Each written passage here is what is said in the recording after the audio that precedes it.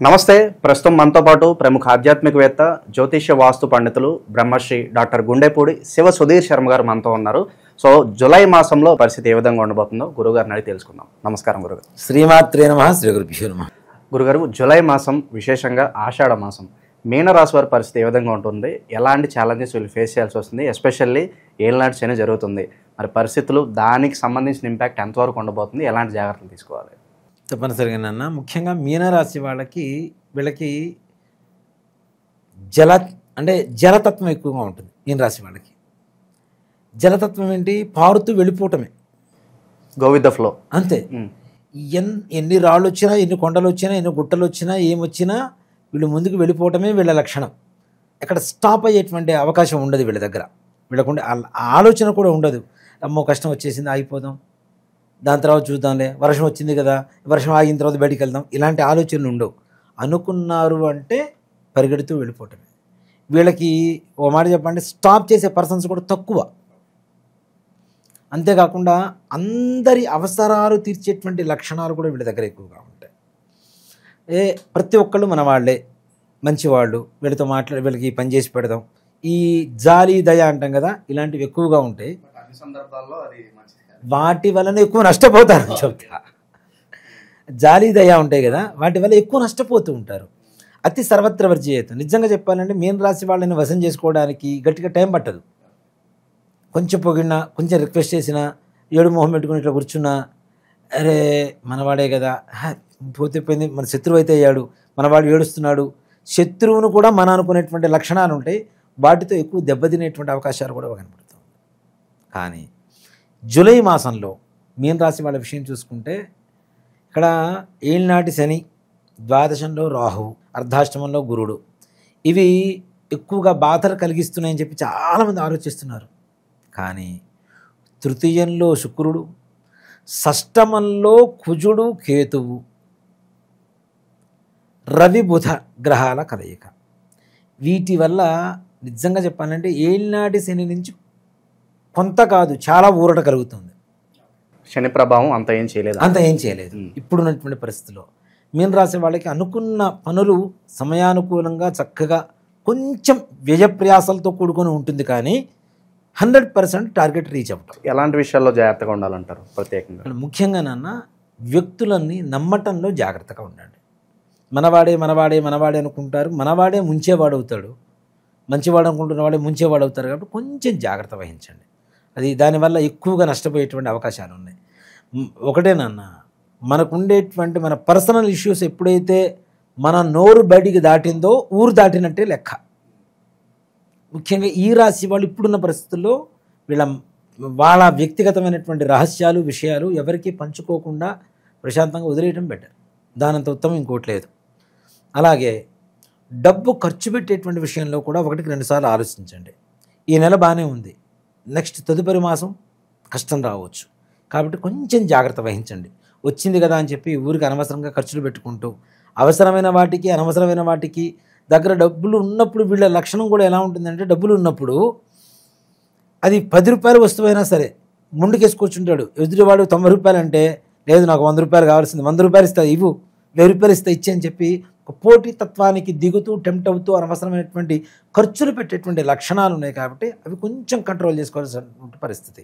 అలా అని చెప్పి వీళ్ళు అంటే లాభం లేకుండా ఏ పని చేయరు, తప్పనిసరిగా లాభాపేక్షతోనే చేస్తారు. అలాగే విద్యార్థులు కూడా తగిన జాగ్రత్త వహిస్తే, మీకు చాలామంది చెప్పుంటారు ఏళ్ళనాటి శని ఉంది, జాగ్రత్త పడండి, పాస్ అవ్వరు, కష్టపడాలి. కొంచెం కష్టపడి కొంచెం ఇష్టపడండి, తప్పనిసరిగా మంచి మార్కులతో. మెయిన్గా గురుగారు, ఏళ్ళనాటి శనిలోనే కెరీర్కి సంబంధించి రాంగ్ డెసిషన్స్ తీసుకుంటారని చెప్పి ఎక్కువ మంది అంటూ ఉంటారు. అంటే పక్క వాళ్ళు ఎవరెవరో కోర్స్ తీసుకున్నారు, నేను అదే తీసుకోవాలి అంటే రాంగ్ కెరీర్ గైడెన్స్ తీసుకునే అవకాశాలు ఉంటాయి అంటారా? ఒక మాట చెప్తాను నాన్న, నాకు వైట్ షర్ట్ బాగుంటుంది, పక్కవాడికి కూడా వైట్ షర్ట్ బాగుండాలంటే కష్టం కదా. ఇక పక్కవాడికి ఒక గ్రీన్ కలర్ షర్ట్ బాగుంది, నేను కూడా గ్రీన్ వేసుకుంటానంటే కాదు కదా. ఇక్కడ వాళ్ళ జాతకం ప్రకారం వాళ్ళకి ఏదైతే ఉందో అది సెట్ అయింది. అంటే పులిని చూసి నక్క మాత్రం పెట్టుకోవడం అంటారు చూడండి, ఇదే. ఎదురు వాళ్ళని చూసి కాదు, నీ జాతకంలో వ్యక్తిగతంగా ఏ రకమైనటువంటి మార్గ నిర్దేశకత చూపిస్తుందో దాన్ని ఎంచుకో. అంటే ఏ రంగం వైపు వెళ్తే బాగుంటుంది అనేది ఎంచుకోవడం అనేది మన వ్యక్తిగత జాతకం చూస్తేనే చెప్పగలుగుతారు ఎవరైనా కానీ. అంతేగాని రాసి చెప్పారు కదా మనం వెళ్ళిపోతాం, ఇలా వద్దు. నేను చెప్తున్నది అదే, రాశి ఫలమే. కానీ మన సొంత జాతకం సొంత జాతకమే. అవునా? స్కూల్లో చదువుకుంటాను నాన్న, మనం చదువుకుంటాం, మనతో పాటు 1000 మంది విద్యార్థులు ఉంటారు. స్కూల్లో ఉన్నంతసేపే మనది, స్కూల్ బయటకు వచ్చిన తర్వాత మంది కాదుగా. అవునా? ఇది కూడా అంతే. కాబట్టి వ్యక్తిగత జాతకమే, రాశి ఫలమే. రాశి ఫలం అనేది కొంతమేరకు మనకు ఫలితాన్ని ఇస్తుంది, కానీ సంపూర్ణమైనటువంటి ఫలితం ఒక రాశి మాత్రం నిర్దేశించదు మీ జాతకాన్ని. దయచేసి ఇక్కడ ముఖ్యంగా దీనికి గల ఒక ఎగ్జాంపుల్ చెప్తాను. ఇప్పుడు చాలామంది కూడాను వివాహ పొంతన చూసుకోవాలంటే పాయింట్స్ చూసుకుంటున్నారు. 36కి 18 వస్తే చాలు, అబోవ్ 18 వస్తే చాలని కదా. అక్కడ రాశి నక్షత్రమే. వాళ్ళ పర్సనల్ ఇష్యూస్ ఏంటో తెలియదు, వాళ్ళకు ఉండేటువంటి అనారోగ్యం ఉంటే తెలియదు, వాళ్ళకి సంతానం కలుగుతుందో లేదు తెలియదు, వాళ్ళు అసలు పురుషుడా నపుంసకుడా అనేటువంటి విషయం తెలియదు. ఇప్పుడు చాలామంది ఫేస్ చేస్తున్న ప్రాబ్లం ఉన్నాను ఇది చాలామంది. అలాగే అసలు వాడి మెంటాలిటీ ఏంటో తెలియదు. అలా తెలియకుండా వివాహాలు చేసేస్తున్నారు, కోర్టులలో పెరిగిపోతున్నాయి కేసులు. మరి అలాంటివి ఎలా తెలుస్తాయంటే వ్యక్తిగత పరమైనటువంటి జాతకం చూస్తేనే చెప్పగలుగుతారు, లేకపోతే చెప్పరు. దాంట్లో అనుమానం లేదు. కాబట్టి వ్యక్తిగత జాతకమే, రాశి ఫలమే, దాంట్లో అనుమానం ఏం లేదు. అలాగే ఈ మీనరాశి వాళ్ళకి వచ్చేసరికి ముఖ్యంగా డబ్బులు ఖర్చుకు తగ్గట్టుగా చేతికి అందుతూ ఉంటాయి. జూలై మాసం అంతా కూడా మంచిగా వస్తున్నాయి, బాగానే ఉన్నాయి, పర్లేదు, మన ఖర్చులకు వెళ్ళిపోతున్నాయి. ఎక్కడ అసంతృప్తికరంగా ఉండేటువంటి పరిస్థితులు లేవు. కొత్త పరిచయాలు ఏర్పడతాయి. ఈ పరిచయాలు కూడా కొంచెం పొట్టిగా ఎర్రగా ఉండేటువంటి వ్యక్తులు ఏర్పడుతూ ఉంటారు. వీళ్ళ ద్వారా ఆర్థికంగా లాభపడటానికి అవకాశం ఉంటుంది. నిరుద్యోగస్తులు ఉంటారు కదా, వీళ్ళకి ఇలాంటి వ్యక్తుల ద్వారా ఇంకో చోట అవకాశం దొరికేటువంటి పరిస్థితులు కూడా కనబడుతున్నాయి. ఇలాంటివి తప్పనిసరిగా నిరుద్యోగులకి ఈ హైట్ తక్కువ ఎర్రగా ఉండేటువంటి వ్యక్తుల వల్ల కొంతమేరకు ఉపయోగపడేటువంటి పరిస్థితులు కనబడుతూ ఉన్నాయి. అలాగే ఇక్కడ కొంతమందికి ప్రమోషన్స్ కోసం ప్రభుత్వపరమైనటువంటి ఉద్యోగస్తులు, ప్రైవేట్ పరమైనటువంటి ఉద్యోగస్తులు ఎవరైతే ఉన్నారో వీళ్ళకు కూడా కొంతమేరకు ఊరట కలుగుతుంది.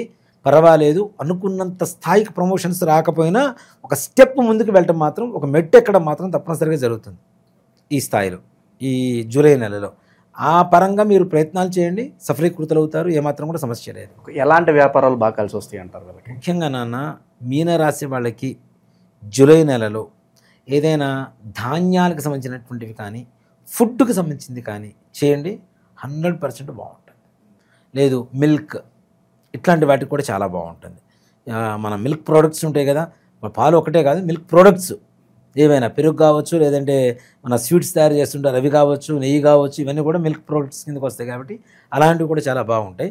అలాగే ఏళ్ళనాటి శని జరుగుతున్నటువంటి కారణం చేత దూర ప్రయాణాలు కూడా కొంచెం తగ్గించుకోండి.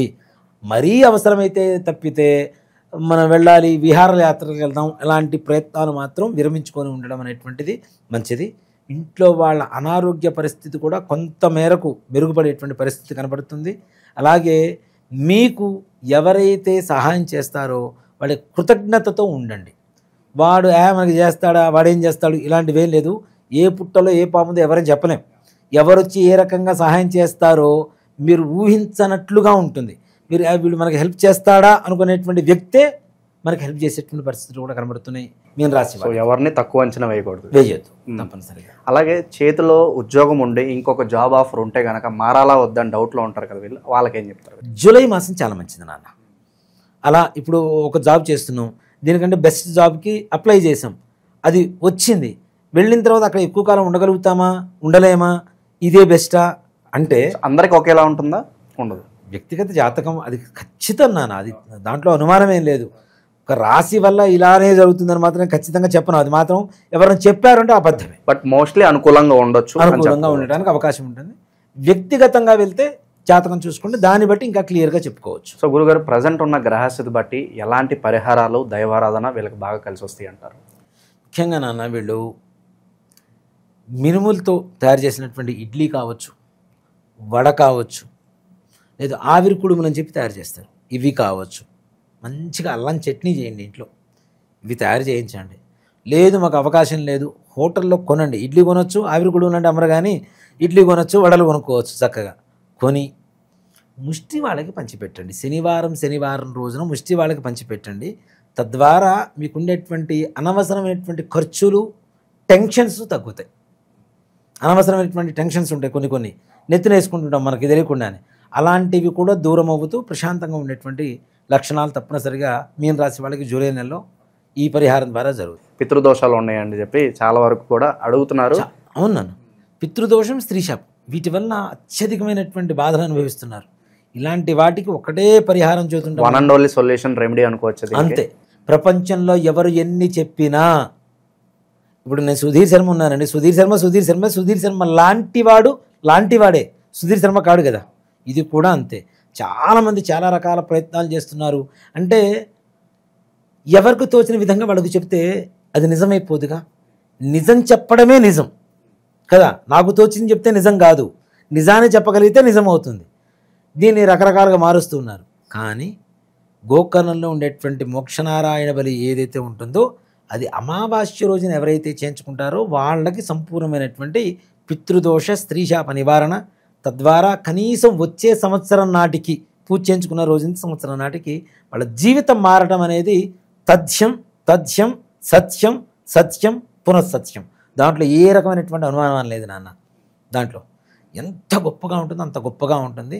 దానికి బెస్ట్ ఎగ్జాంపుల్ నేనే చాలు చూసే జనాలకి. ఎంతోమంది వస్తున్నారు గురుగారు మీ ఆధ్వర్యంలో, మేము కూడా ఆ గోకర్ణ వస్తామండి, పూజ చేయించుకుంటామండి అని చెప్పి చాలా మంచి రెస్పాన్స్ వస్తుంది. సో పర్సనల్గా తప్పనిసరిగా రమ్మని చెప్పండి. అయ్యో తీసుకెళ్తాను. ప్రతి అమావాస్యకి వెళ్తూ ఉంటాం, అమావాస్యకి అక్కడ ఉంటాం. తప్పనిసరి ఇక్కడి నుంచే బయలుదేరుతాం. రాండి, చక్కగా చేయించుకోండి, అన్ని బాధ నివృత్తి కలుగు చేసుకోండి. అక్కడ వివరంగా చేయించేటువంటి గురువు గారిని కూడా ఎంచుకొని మరీ పెడుతూ ఉంటాం మనం, పురోహితులు కూడా. అన్నీ ప్రతి ఒక్క దాంట్లో 1-2 సార్లు ఆలోచించి జాగ్రత్త తీసుకొని వెళ్తుంటాను అన్న. నన్ను నమ్మి ఇంత దూరం వచ్చినప్పుడు వాళ్ళకి మంచి జరగాలి, ఇది ఒకటే. నన్ను అందుకే పుట్టించాడేమనుకుంటాను నేనైతే దేవుడు. అంటే గోకర్ణానికి ఇంతమందిని తీసుకుని వెళ్ళి వీళ్ళ కర్మ నివృత్తి చేయరా అని చెప్పడం కోసమే భగవంతుడు నన్ను పుట్టించి ఈ స్థాయికి తీసుకొచ్చి ఇదే ప్రయాణాలు ఎక్కువగా చేసేట్లుగా చేస్తున్నాడేమో అని నేను భగవంతుడి అనుజ్ఞ అనుకొని స్వీకరిస్తూ ఉన్నాను. ఆ బాధ్యతలు తీసుకొని చేస్తూ ఉన్నాను. గురుగారు ఏళ్ళనాడు శని జరుగుతుంది కాబట్టి శనికి సంబంధించిన పరిహారాలను చెప్తారు వీళ్ళు కదమ్మా. పరిహారం అంటే ఒకటే నాన్న, భగవంతుడికి ధ్యానానికి మించింది ఇంకోట్లేదు. కాబట్టి చక్కగా శనీశ్వరుడు శ్లోకం ఉంటుంది కదా, శ్లోకాన్ని చదువుకోండి. నీలాంజన సమాభాసం రవిపుత్రం యమాగ్రజం ఛాయామార్తాండ సంభూతం తన్నమామి శనీశ్వరం. ఈ శ్లోకాన్ని చదువుకోండి. మినిమం అంటే తక్కువలో తక్కువ 19 సార్లు తక్కువ కాకుండా చదువుకోండి. తద్వారా మంచి ఉపయోగం ఉంటుంది. ఓవరాల్గా మీనరాశి వాళ్ళు ఈ జూలై మాసం ఎలా ఉంటుంది, ఎలాంటి జాగ్రత్తలు తీసుకోవాలి, అద్భుతంగా వివరించారు. ధన్యవాదాలు. శ్రీమాత్రే నమః. శ్రీ గురుభ్యో నమః.